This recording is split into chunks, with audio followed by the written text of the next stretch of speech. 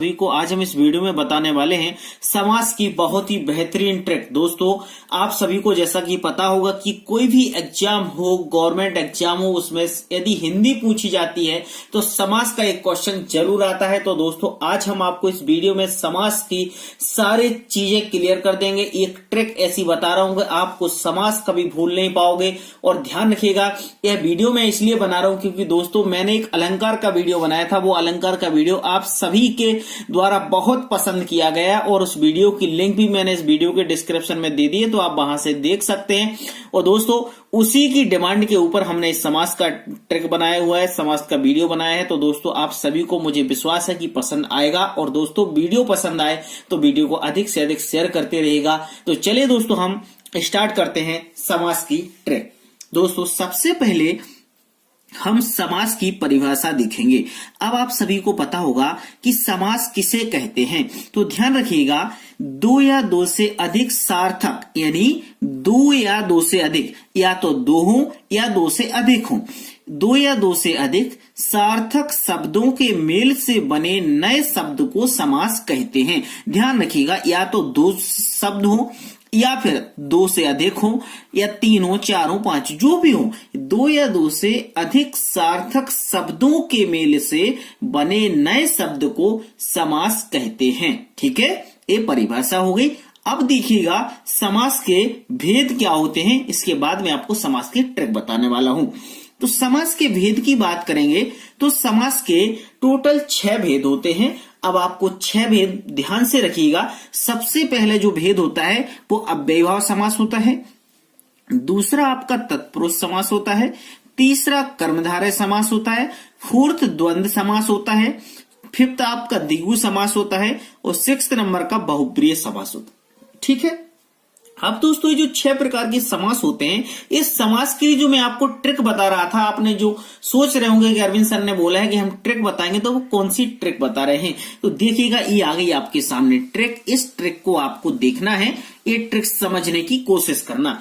ये ट्रिक मैंने बनाई हुई है द्वंद्वी अब तक। द्वंद्वी अब तक मतलब यदि आप इसको अलग अलग शब्दों में, अलग अलग वर्णों में डिवाइड कर दोगे, अक्षरों में डिवाइड कर दोगे, तो देखिएगा द अलग हो जाएगा, है ना, दी अलग हो जाएगा। तो द और दी से बन जाएगा द्वंद्वी, आ और वा से बन जाएगा आपका अब, और ता और का से बन जाएगा तक, यानी द्वंद्वी अब तक। ठीक है, तो दू है उससे द्वंद्व समास होगा, दी से आपका द्विगु समास होगा, आ से आपका अव्ययीभाव समास होगा, बा से बहुब्रीय समास होगा, ता से तत्पुरुष समास होगा और का से आपका कर्मधारय समास होगा। ठीक है, तो ये बात बिल्कुल आप लोग समझ गए होंगे। आपको क्या याद रखना है, द्वंद्वी अब तक। द्वंद्वी अब तक यदि आपने ध्यान रख लिया तो सारे समास आपको क्लियर हो जाएंगे। आपको इसी ट्रिक के माध्यम से पढ़ना है। ठीक है, चलिए अब हम समास के एक एक भेद को एक्सप्लेन कर लेते हैं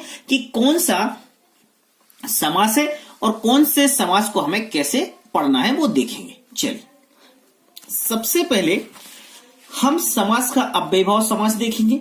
अव्ययीभाव समास में सबसे पहले उसकी परिभाषा देखेंगे। तो ध्यान रखिएगा, अव्ययीभाव समास में आपको एक बात याद रखना है, सबसे सीधी सिंपल बात, कि जिन शब्दों के प्रारंभ में, यानी उसके प्रथम शब्द जब स्टार्ट होता है, उसके प्रथम में या उसके प्रारंभ में उपसर्ग लगा हो। अब आपको उपसर्ग तो पता होता है, उपसर्ग लगा हो उसे अव्ययीभाव समास कहते हैं। यदि कोई भी शब्द होता है उसके प्रारंभ में यदि अव्यय उपसर्ग लगा है तो उसमें अव्ययीभाव समास होगा। आपको आंख बंद करके उसमें क्या लगा देना है, अव्ययीभाव समास। अब आप बोलोगे सर उपसर्ग कौन कौन से होते हैं, तो देखिएगा यथा, अ, वर, अनु, निर, पिर, प्रति, ये आपके क्या हो गए, उपसर्ग हो गए। तो ध्यान रखिएगा, जिन शब्दों के प्रारंभ में यदि ये शब्द लगे हैं तो आपका उधर पे अव्ययीभाव समास होगा। इस बात का आपको ध्यान रखना है। चलिए हम उदाहरण देखेंगे, जैसे कि देखो यथा संभव। अब इधर पे क्या लगा, ये यथा लगा। यथा मतलब ये क्या हो गया, आपका उपसर्ग हो गया। तो इसमें कौन सा समास होगा, अव्ययीभाव समास होगा। यथा धन संभव, विग्रह कर दिया, जैसा संभव हो। क्लियर। अनुरूप मतलब अनुधन रूप, देखिएगा अनुरूप इधर पे क्या आ गया, उपसर्ग आ गया। रूप के योग नेक्स्ट है अजन्म, यानी आ धन जन्म, तो देखिएगा आ क्या हो गया आपका उपसर्ग हो गया जन्म से लेकर।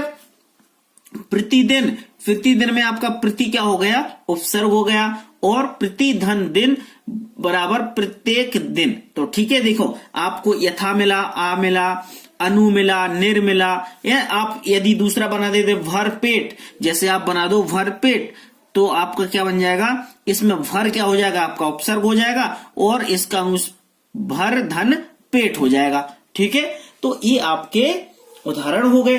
तो ध्यान रखिएगा, जिन शब्दों के प्रारंभ में यथा, आ, वर, अनु, निर, फिर प्रति आए, ये उपसर्ग आए, उधर पे आपका अव्ययीभाव समास होता है। ठीक है, चलिए नेक्स्ट देखेंगे अब हम तत्पुरुष समास।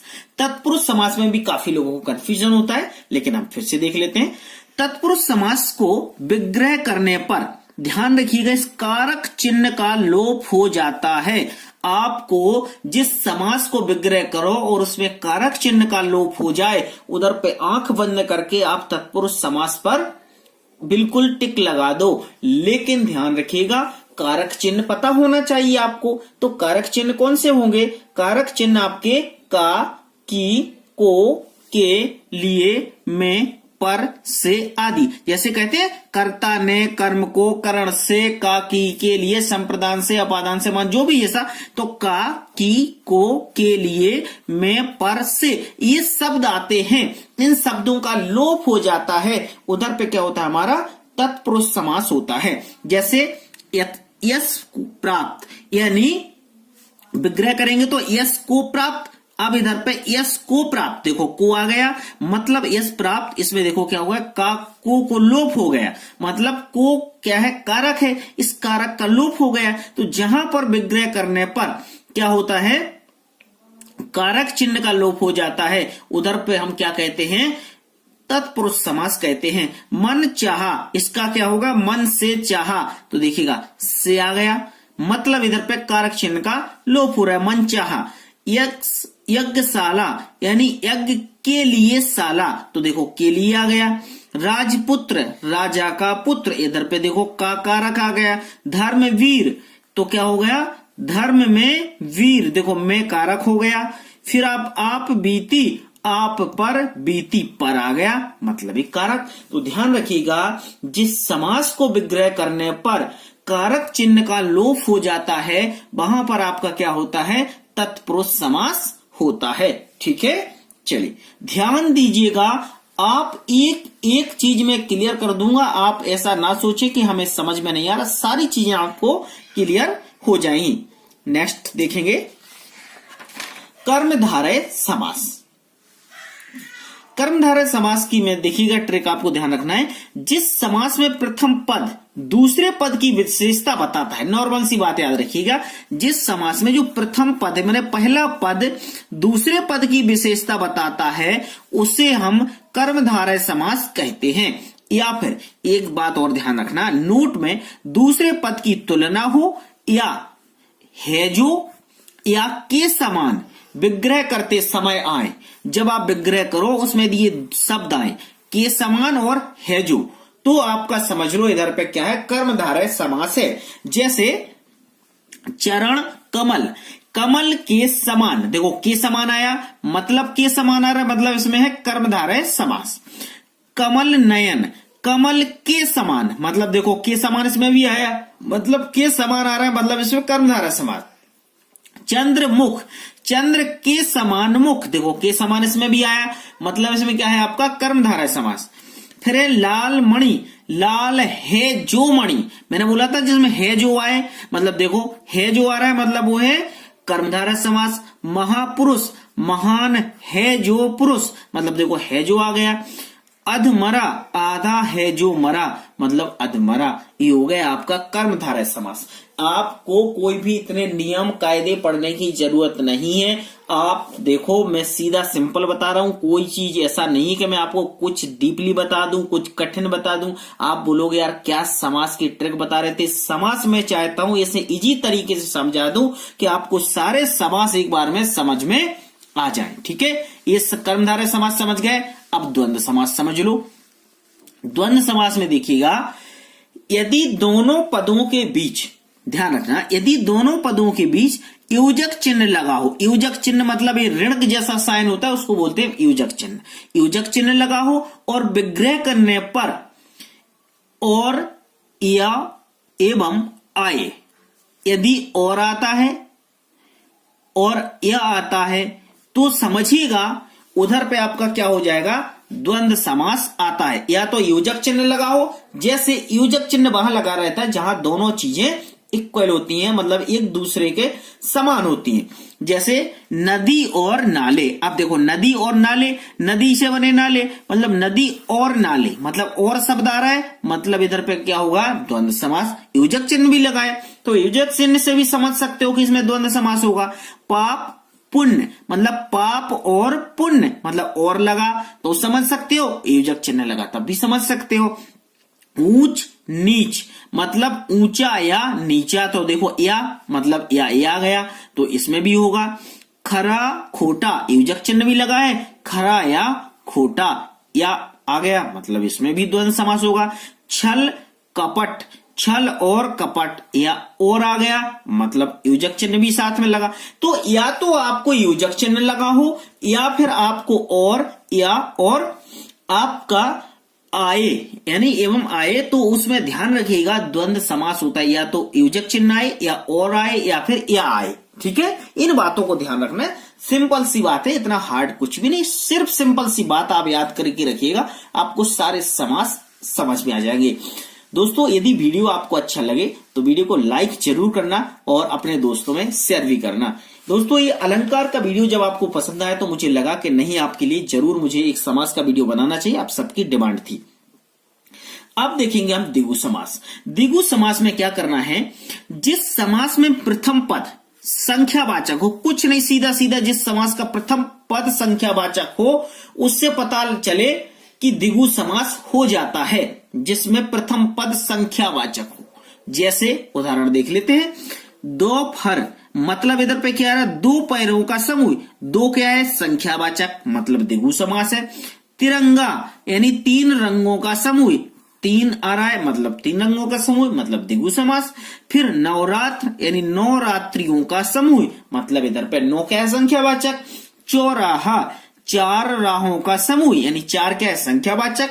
फिर त्रिकोण, तीन कोणों का समूह, यानी तीन क्या है, संख्यावाचक। तो ध्यान रखिएगा, जिस समास में प्रथम पद संख्यावाचक हो या समूह का पता चले, मतलब मैंने कहा या तो समूह मतलब एक किसी का इकट्ठे का पता चले, जोड़े का पता चले, या तो वहां पर आपका द्विगु समास होता है या फिर आपका प्रथम पद संख्यावाचक हो। तो देखो यहाँ पे तीन रंगों का मतलब तीन रंग मतलब समूह पता चल रहा है, नवरात्र मतलब रात्रों का समूह, चार राहों मतलब यहाँ पर भी समूह की बात हो रही, मतलब समूह वहां होता है जहां एक से अधिक चीजें होती हैं, वहां पर समूह हो जाता है। तो दोनों चीजें याद रखना, आपको या तो समूह या फिर आपका प्रथम पद संख्यावाचक, वहां पे आपका द्विगु समास होगा। ठीक है, चलिए अब देखेंगे हम बहुप्रिय समास।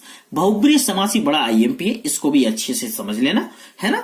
बहुप्रिय समास में क्या करना है, जिस समास में कोई भी पद प्रधान नहीं होता, इसमें क्या होता है, बहुप्रिय समास में कोई भी पद प्रधान नहीं होता है, अर्थात ध्यान रखिएगा कि दोनों पद मिलकर किसी तीसरे पद की ओर संकेत करते हैं, वहां पर क्या होता है, बहुप्रिय समास होता है। इसमें ना तो प्रथम पद प्रधान होता है ना द्वितीय पद प्रधान होता है, ये दोनों पद किसी तीसरे पद की ओर ही संकेत करते हैं।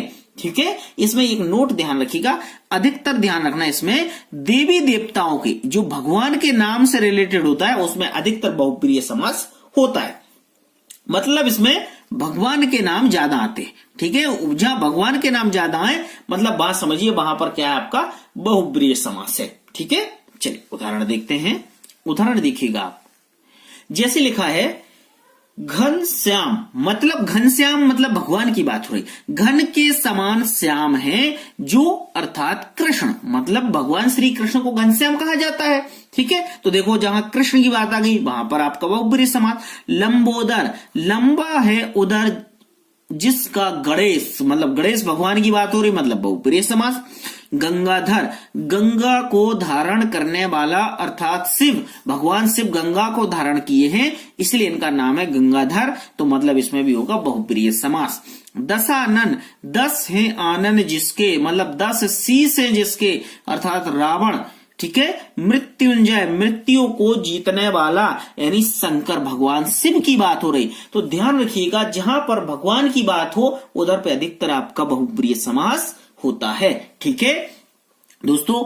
ये वीडियो हमने समास का पढ़ लिया है, अब मैं आपसे कुछ भी नहीं कहूंगा, है ना, ये नहीं बोलूंगा कि आप चैनल को सब्सक्राइब कर लो, ये चैनल आपका है, आपको सब्सक्राइब करना है और आपका दिल करे तो इस वीडियो को शेयर भी करना, क्योंकि समास का जो ट्रिक था वो हमने बता दिया, इस समास के बहुत ही इजी लैंग्वेज में हमने बताने की कोशिश की।